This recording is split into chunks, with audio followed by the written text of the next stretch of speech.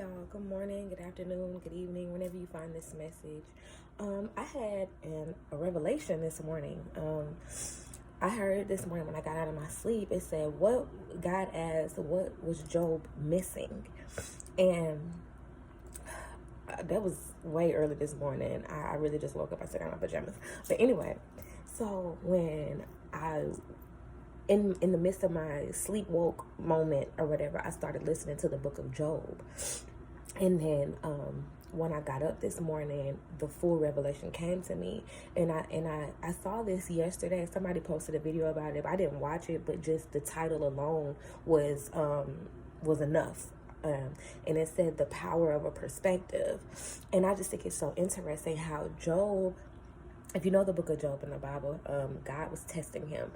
But Job, he had so much faith in God. Like Job had a lot of faith in God. Like he trusted God. He said, whatever God is doing, I deserve this. This is God's doing. Da, da, da, da. He had so much faith in God. But Job didn't have any faith in himself.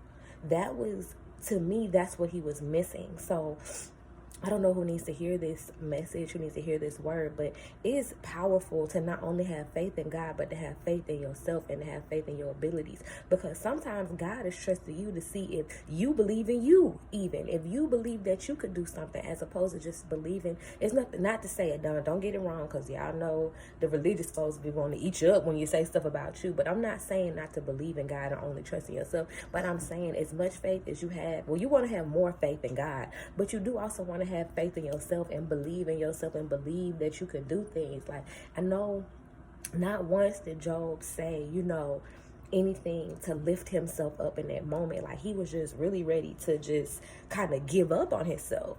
And he was like, well, this is what I deserve. This is it. You know what I'm saying? And I feel like the key that Job was missing in that part was he didn't have any faith in himself. Like, you got to have faith in God to make things happen in your life, but you also have to have faith in yourself, because you have to do things. Like, you can't just sit around and just wait for God to move for you. Like, there are certain things that you also have to do as a person. And the Bible says that faith without works is dead. So you cannot just say, oh, I believe in God, I'm gonna wait on God, I'm gonna wait on God. There's nothing wrong with waiting for the Lord, because God blesses those who wait for him. But in that waiting period, you have to have faith in yourself. You got to move your feet. You got to move your hands. Keep your hands busy. Keep your feet busy. Keep your mind busy, instead of sitting and wallowing in whatever it is that you're going on in that time. You got to have faith in God, and you got to have faith in self. Okay, that word, the power of a perspective. That is very, very, very important,